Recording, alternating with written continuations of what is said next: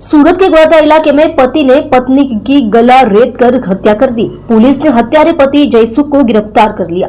सूरत में हर दिन हत्याएं सामने आ रही है, जिसमें कुछ दिनों से पारिवारिक झगड़ों में हत्या की घटनाएं ज्यादा सामने आ रही है।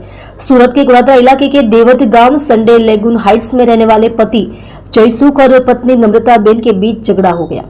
पति ने दोनों बेटियों के सामने पत्नी का गला काट दिया। झगड़े के बाद पति जयसुख और पत्नी नम्रता सोने चले गए और देर रात फिर पति उठा और नम्रता की गर्दन पर चक्कू मार गला काटकर हत्या कर दी। रात को दोनों बेटियां और पति पत्नी कमरे में सो रहे थे, तभी पति ने दोनों बेटियों के सामने पत्नी का गला काट दिया।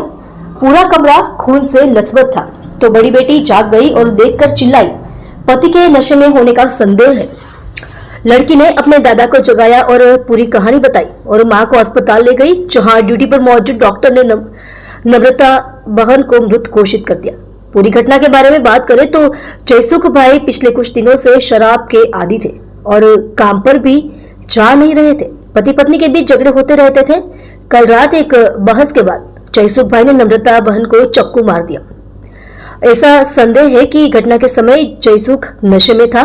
घटना की सूचना पुलिस को दिए जाने के बाद पुलिस ने हत्यारे पति जयसुख को गिरफ्तार कर लिया और कानूनी कार्यवाही शुरू कर दी। गोड़ादरा पोलीस स्टेशन विस्तार में आज वहेली सवारनो समय एटले के 1:30 ની आसपास एक भाई है कि जेनु नाम जयसुखभाई लाखाभाई वाणिया है, पोते त्यां रहे छे। एमने एमना पत्नी साथे नौकरी बाबते तकरार थई हती અને 1:30 ની आसपास એમને એમના પત્નીને ચપ્પુનો ઘા મારી અને એમની હત્યા નિપજાવી હતી।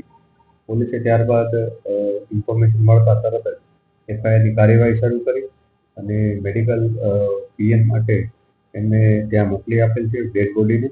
અને જે આરોપી છે જયસુખભાઈ એને રિટેન કરી લીધેલ છે અને એને અરેસ્ટ કરવાની પ્રક્રિયા હાલ ચાલુ છે। આ ઘટનામાં અમે વધુ ત્યારે ઇન્વેસ્ટિગેટ કર્યું ત્યારે થોડીક બાબતો અમારા સામે આવી છે કે જેમાં પોલીસને જાણવા મળ્યું છે કે આ બંને વચ્ચે અગાઉ 2 દિવસ પહેલા પણ કોઈ તકરાર થઈ હતી।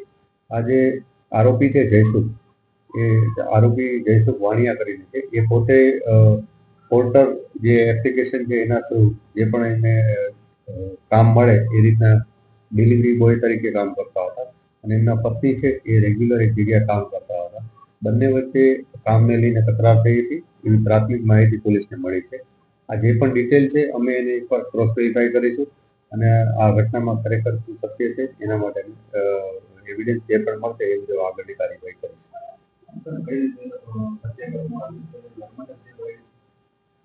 આ જે ઘટના બની છે એ એમના ઘરમાં અંદર એ લોકો જ્યારે સૂતા હતા ત્યારે એમની મતલબ એમના 2 દીકરીઓ છે, બંનેની સાથે એ લોકો સૂતા હતા અને કોઈ પણ આ જે નોકરી બાબતની તકરાર થઈ, તકરાર થતાં એમના ઘરમાં એમ ચપ્પુ જે હતું એ ચપ્પુ ઘરમાં જે યુઝ કરતા એ પ્રકારનું ચપ્પુ એમની પાસે પડ્યું હતું।